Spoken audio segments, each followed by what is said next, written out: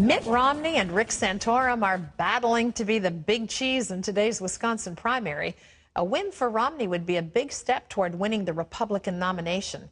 In fact, Romney's already looking ahead to running against President Obama. David Brody has the story from Wisconsin. That man is this man, Governor Mitt Romney. Whether you call him confident, cautiously optimistic, or just plain determined, one thing's for sure. Mitt Romney is in the driver's seat. He's the front runner who's looking past Rick Santorum and going after the commander-in-chief instead. This is where they're going. Government directing your health care life. My own view is that's the wrong course. If I'm president, on day one, I will stop Obamacare in its tracks. We'll get it repealed and return to you the authority and responsibility for your own health care. Romney leads here thanks to a couple of factors. First is the aura of inevitability. Despite questions about his conservative credentials, some voters are starting to finally come into his camp. Well, I was waiting to see how everything was going to go, and looks like he's got the lead, so I think he'll be good. He's certainly one of the candidates, if not the candidate already. So he's a winner. He'll do the job we need to get done. Romney has also received high-profile support, including popular conservative Republican Congressman Paul Ryan. He's been preaching about Romney's fiscal discipline. We see this ugly horizon of a debt crisis.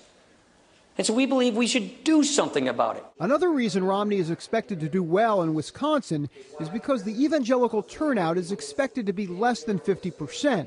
When it's more than that, Romney has lost every state.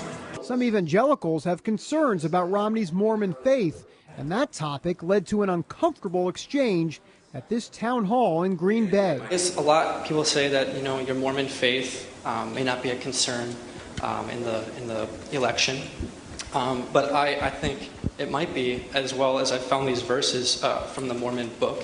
Moses 7:8 says. Why don't you give me a question? I'm sorry, we're just not going to have a discussion about religion. Rick Santorum has done well with evangelicals and is still plugging away in Wisconsin, doubling the amount of events of Romney. We're just continuing to work hard. We're getting the endorsements of the people out here across Wisconsin. That's what we're excited about. While Santorum and Romney continue to do battle, their primary fight is not the headliner here. The big story around here is that Governor Scott Walker is facing a recall election after union bosses and liberals got enough signatures to force a vote later this spring. Walker angered many in the state after his budget bill attempted to take power away from unions and cut some of their benefits. Conservatives see him as a hero, and the presidential candidates here have embraced him. It is bizarre to have all these candidates for president starting out each of their talks talking about me in this recall election. As for the presidential race, the governor tells CBN News that while many GOP politicians want this race to end, he has no problem with it going longer. The more time that, whether it's Mitt Romney or Rick Santorum or anybody else, the more time the candidate is actually spending honing their message by actually talking with voters, feeling voters, looking them in the eye, telling them what they're going to do, I think it makes him a better candidate. Here at Lambeau Field in Green Bay, Wisconsin, the legendary Packers football coach Vince Lombardi once said that leaders are made, they are not born, that they are made by hard effort, which is a price that all of us must pay to achieve any goal that's worthwhile. Well, Mitt Romney is finding out that lesson firsthand, and the goal is in sight. David Brody, CBN News, in Green Bay, Wisconsin. Very interesting. My people. Your people. So you want to tell me how your people are going to vote today? I think Romney will take it. You do? Mm-hmm. Well, I do too. I do. And if he takes it, I think the game's up for Rick Santorum, and the best thing for him to do would be to have a wonderful bowing out ceremony where he supports the candidate of the party and he vows to be a loyal Republican, and he'll fight for the principles that he holds dear to his heart, and he goes through all that stuff they do, and then 4 to 8 years later he comes back and he'd be a very credible candidate. I think that's the deal. If he fails at that and he keeps on hammering away, he's going to hurt himself.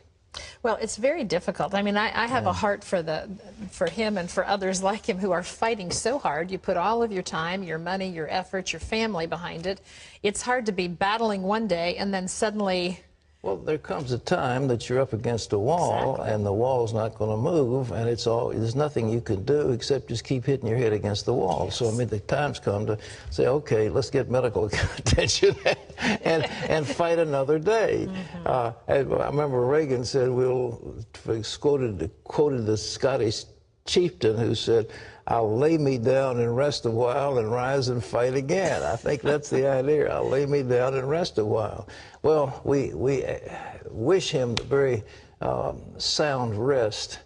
Lee Webb has the rest of our top stories from the CBN Newsroom. Lee? Well, we heard David Brody in his report talking about Paul Ryan's budget plan. President Obama is attacking that plan. It would try to shrink the deficit by reducing spending, reforming Medicare, cutting tax rates, and getting rid of many tax breaks. Mr. Obama, though, says the proposal is an attempt to impose a radical vision on the U.S. disguised as a deficit reduction plan. Democrats say the plan would gut Medicare, cut taxes for the wealthy, and lead to deep cuts in crucial government programs, Pat. Somehow or other, President Obama's aborted budget plan was put before the Congress, and it was voted down unanimously. I don't think there was one vote for it. There may have been one vote, but it was kind of like unanimous against it. So he had a plan, and his own Congress just, turned thumbs down on it. Lee? The president also has a warning for the U.S. Supreme Court. He says striking down his health care law would be, quote, judicial activism. Conservative justices on the court had tough questions for the government's top lawyer last week during hearings on Obamacare, and he didn't have good answers. That's led to speculation the court might strike down part, if not all, of that law. The president says he doesn't think that will happen, though. Ultimately, I'm confident that the Supreme Court will not take what would be an unprecedented, extraordinary step of overturning a law that was passed by a strong majority of a democratically elected Congress. Republican Senator Orrin Hatch had a response for the president. He said it must be nice living in a fantasy world where every law you like is constitutional and every Supreme Court decision you don't is activist. Great quote, Pat. I applaud Orrin Hatch for his wisdom on that particular regard. I'm just astounded. The Supreme Court has overturned countless laws, and the Democrats have applauded vociferously. And here comes one that the people don't like, which is questionable in terms of the Constitution. And the Supreme Court says this goes over the edge of the Constitution. That isn't activist. That's what their role is, at least to declare what is and what is not constitutional. Lee? A big shakeup at a government agency caught in a scandal of wasteful spending. The head of the General Services Administration has resigned, and 2 top deputies have been fired. 4 other employees have been placed on leave. A federal report says the GSA went, quote, over the top with an $820,000 training session at a resort near Las Vegas. It spent $136,000 on a pre-conference planning trip. The conference featured a $95 a plate dinner, a mind reader, bicycle giveaways, and lavish after-hour receptions. The GSA is the agency that creates conference guidelines for other federal agencies, Pat. Well, the General Service Administration is the one that buys all the stuff for everybody else. And did you have poor timing? Poor timing. Do you have $95 a plate dinner? That's pretty lavish. I don't know that I've ever had a $95 a plate it's dinner. Just incredible. I mean, the government money. I mean, giving away free bicycles. Where are those people coming from? What world are they especially in? Right now. And to say if you want to cut that back, that somehow you're just returning us to the Stone Age and you're gutting out the needs of the poor and you're balancing the budget on the backs of the poor. And that kind of stuff goes on all the time. And what Paul Ryan and others are saying, let's stop the waste. Let's stop throwing away dollars and let's live within our means. That isn't radical. That's the way every household is supposed to function in this great land of the free and the home of the brave. Lee? New information is coming out now about the suspect in a deadly shooting spree at a Christian college in Oakland, California. 7 people are dead and the suspect is in custody. Ephraim Graham has the story. The first shots rang out at 10:30 a.m. It took police only 3 minutes to make it to Oikos University, but to students and faculty, it seemed like an eternity. We heard at least half a dozen gunshots, and we heard somebody say, he has a gun or somebody has a gun, and then I evacuated the classroom. Police say 43-year-old 1L Go entered a classroom, ordered everyone to line up against the wall, and then opened fire. Police surrounded the building and SWAT officers searched the hallways, looking for survivors. There were several people hiding in locked buildings, locked doors, behind desks. As you can imagine, very frightened, very scared. Oikos University is a small Christian university. The school has an enrollment of about 100 people and is geared mostly to Korean Americans.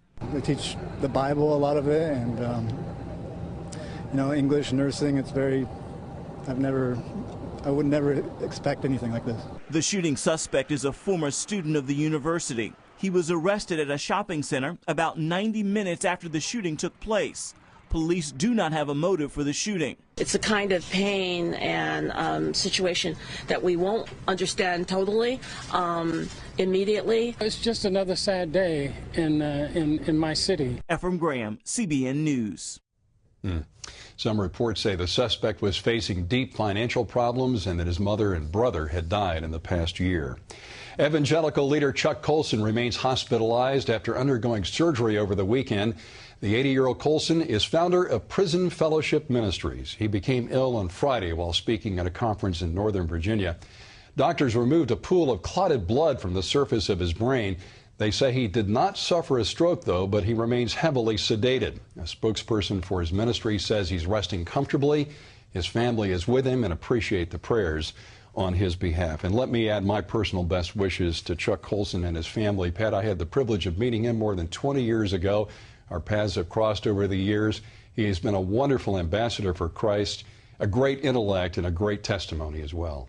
I concur with all those sentiments, and I offer my prayers. He's a dear friend of mine, and I congratulate him on the life that he's been living and the witness for Jesus. It's just incredible. His book, he's a brilliant author, and his books have been bestsellers, but he is a great thinker and just a wonderful, wonderful guy. And he voluntarily pled guilty to some